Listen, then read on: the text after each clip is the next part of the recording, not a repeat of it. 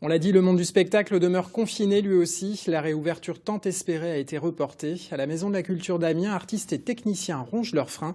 Cette période frustrante est mise à profit pour mener des travaux. Nargis El Asraoui, Jérôme Marignan. Des murs qui tombent pour faire apparaître cette grande verrière. Le confinement aura au moins permis à la Maison de la Culture de réaliser les travaux qu'elle n'a jamais eu le temps d'entreprendre. Ce nouveau puits de lumière, tout un symbole pour le directeur. À chaque fois qu'on baisse des cloisons, qu'on ouvre l'espace, qu'on ouvre plus de transparence, c'est aussi ce qu'on a envie de faire dans la vie.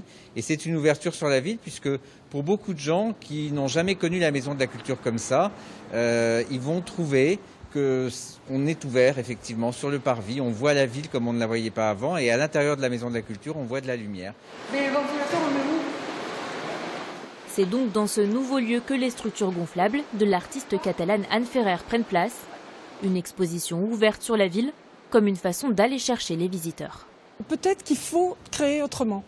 Et créer peut-être en prenant en compte les fenêtres, les vitrines. Ça peut être quelque chose d'intéressant parce que on donne au public à voir quelque chose d'un lieu qui est fermé et qui donne envie, qui laisse présager qu'il y aura quelque chose qui va se passer après. Les spectateurs auront également bientôt la possibilité d'en découvrir davantage grâce à une visite virtuelle.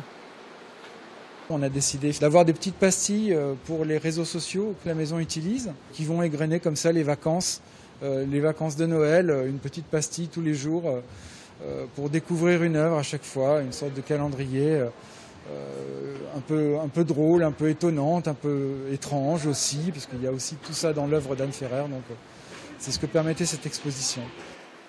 Les œuvres sont visibles jusqu'au 27 février. La Maison de la Culture espère d'ici là pouvoir retrouver son public.